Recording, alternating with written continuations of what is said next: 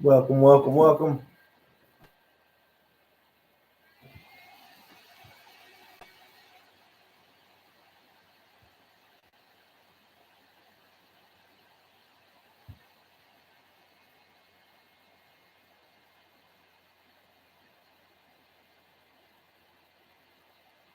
Welcome to the chat. Welcome to the chat. We are live here at 105.5 The Jays again. Welcome everyone participating here. I see one has already jumped in. We're just going to jump right into the live feeds at halftime going into the playoff push. Big stories were the 5 and 7 teams last time we were together. The 5 and 7 teams looking to get into the playoffs. You had Clay, you had Cheese, you had Alex, you had Evan. You also had the 6 and 6 teams like Zach and Gary trying to fight for seating position. On the top side of it, you had Galt and Calder fighting for the number 2 overall bye seed. So let's dig into it. We've got Alex not making the playoffs with Joe Mixon. Should call it. I mean, we should just call it call it from there. But we do have a projection. So Galt is projected to beat Cheese right now in his matchup, thus eliminating Cheese from the playoff contention. Now, that means even with a loss, we're projecting Clay to still make the playoffs. He would be the 6th seed, even if he was able to win. I believe he'd still be the 6th seed, but we're still tracking that momentarily. Gary is ahead in that matchup right now. Yeah, projection-wise, he is projected to win that matchup. So Gary is looking good for the 4th seed. Now, that will flip us to Zach, who is the current 5th seed. Zach is already projected to lose. It's so far off that we're going to go ahead and call it as a loss. And if you look at that, that would bring him down to 6 and 7. And Clay, with a win, would move up to 6 and 7. Now, right now, Clay's projected to lose. The only person he's got left is the Dallas defense. The Baltimore defense. So he's playing against the Dallas offense. Anything can happen. But if if No Name Scoggins was to lose, and Clay was to win, Clay right now has the head-to-head points for. Thus, Clay would project up into the 5th seed, and No Name Scoggins would move down into the 6th seed. So there's a lot of determination still going on. Again, you've got Andrew at the very top still, no matter what. That didn't change from last broadcast. You have Galt and Calder fighting for the number 2 overall and the secondary bye, and the loser of that matchup, as far as record, will move into the 3rd seed. You've got Gary right now fighting to stay in the 4th seed currently. Again, if he wins his matchup, he locks in the 4th seed. You've got Scoggins and Clay kind of settling in where they're going to be in the 5 or 6, one or the other. Right now, it looks like, based off of both of them losing, Scoggins will take the 5 and Clay would take the 6, which means on the outside looking in, you have the Cheese Empire coming in at the 7th seed, the first one out. You've got Joe Mixon, shocking, he's not making the playoffs, in the 8th overall seed, 2nd out. You've got Evan, who was one of those 5 and 7 teams, already has finished his wins and losses, so he's out. He's in the 9th seed. And then you've got Skeet, who is going to beat Evan, but it doesn't matter. He still lacks like his Squealer football team, and it's going to be the last seed. So right now, the matchups moving in, again, Andrew has the bye. You've got Gary and No Name Scoggins playing. The winner of that game will play Andrew in week 2 of the playoffs.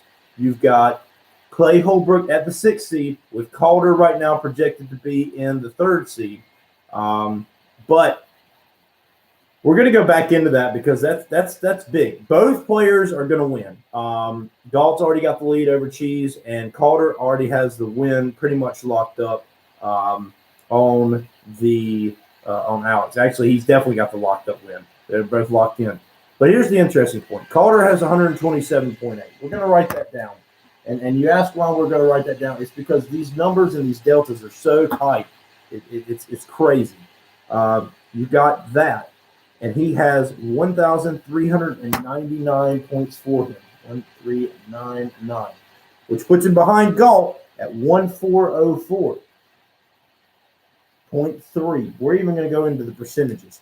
So you take that math, 1404. This is called a calculator in case any of you didn't, use one or know how to use one. Galt. 1404.3 minus 1399. Right now, he has a 5.3 point advantage. Galt does over Calder. The finesse key, the finesse guru, the wizard of the waiver, whatever you want to call him.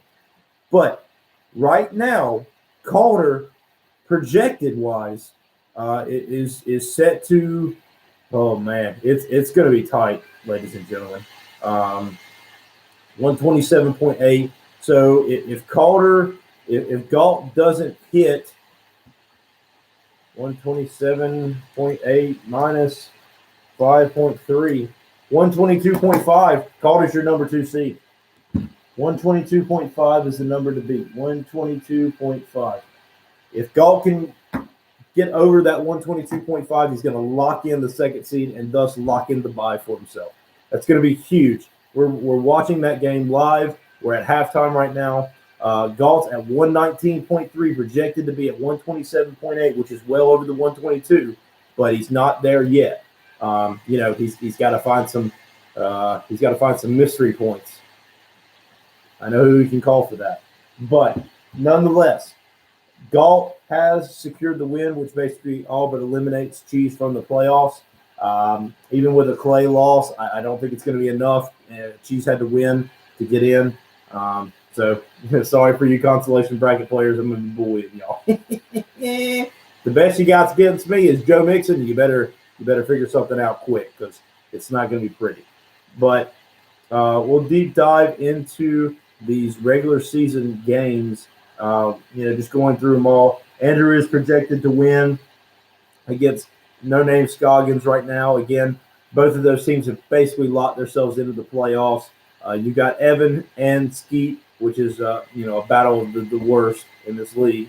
Somehow Skeet is beating him by like 30 points or 20 points.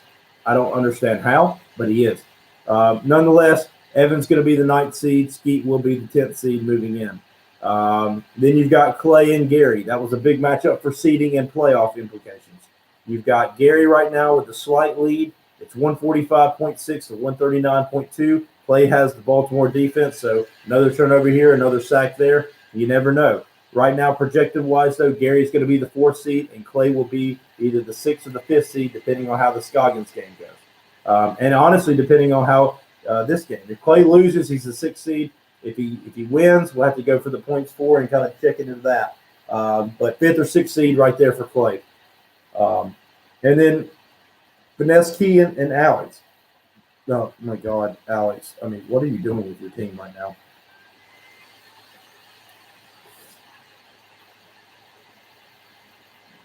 Wow. Alex's defense actually outscored his other quarterback. Wow. That's sad. But nonetheless, 127.8 is what Calder put up. He was 5.3 points behind Galt. So Galt has to get 122.5 to secure the number 2 seed. If he does not, Calder is the 2 seed. If he does, Calder's the 3 seed. And then we're back at, Galt and Chiefs. 119.3 to 115.3. What can you do when Justin Herbert throws 4.2 points up? And Benny Snell gives you a whopping 5 yards. What can you do? Those are Joe Mixon numbers, which do not cut it for my team. Let me just tell you. But obviously the trade deadline is up, so any pickups now moving forward will be on the waiver wire. Andrew, I'm sure, is going to be hitting us up with some waiver wire insight, some finessing even with the waivers. Really can't do any more finessing trades, which is kind of upsetting, but at the same time, we understand it at the same time. And furthermore, we're going to be doing the awards soon. Galt ability to use the right your, so that's relatively easy. My trash, I don't own trash. I don't own Joe Mixon. Sorry. But nonetheless, we are going to be giving out awards. We're working to condense them, make sure that they're going to be prestigious in the aspect of both opinion awards, and then also we're going to be doing some statistic awards as well. I think that's only fair. And then obviously toward the end of the year, we will be crowning the youth fantasy football champion, aka the most spoon-fed person in the group. Furthermore, we are going to be looking at down to the wire. Excuse me, English question mark. Oh no, Zeke can't score a touchdown. No, he can't. Thanks. But we are going to be coming to you live from now on, going into the playoff race. We're going to be both looking at the consolation, and we're also going to be looking into the upper playoff bracket. New timer Zach, no name Scoggins, no idea how he even sniffed in the playoffs. It's the first time he's made a playoff appearance since the league has begun. So we're definitely going to keep our eye on newcomers. Again, rookie of the year, Zach Calder, the finesse key, the guru of the trade, the wizard of the waiver. We're going to be checking him out throughout the playoffs and his hot streak. Hot streaks. That's a good point. So now we will look at the hot streaks. No name Scoggins' win streak of 4 is going to come to an end, it looks like. Andrew's going to actually increase to a win streak of 5. We believe that is the record. He's going to be actually tied with the finesse key at wins of 5 as well. Facts. We didn't even get COVID. We didn't even get COVID before the first week, or the first game, first quarter. Wait, you know what I said. Skeet is actually going to snap his 6-game losing streak, and Gary might actually snap his 4-game losing streak. Gary's basically been spiraling out of control. Went from basically the number 1 overall seed down into now the 4th seed. Maybe even lower if Clay is able to mount a comeback against the Dallas offense, which is possible. What's not possible is Joe Mixon scoring fantasy points. I can tell you that much. But nonetheless, we wanted to bring that to you. A lot of different updates just since the last time we spoke. A lot of spoon feeding going out, like Galt. The main thing we are tracking, though, is that number 2 overall seed. Again, Calder is 5.3 points away. Record's going to match up. Looks like Galt's going to win. Calder's already locked in as a win. If Calder can exceed a lead of 5.3 points and gain the advantage of the points for, he will then become the number 2 overall seed. Why is that important, you ask? It's a bye. It's 1 week that you don't have to worry about a spoon feeding or an anti-spoon feeding coming up to bite you. Right now, Galt is projected to exceed that 122.5 mark he needs, but we are going to keep an eye on that moving into the second half of tonight's game.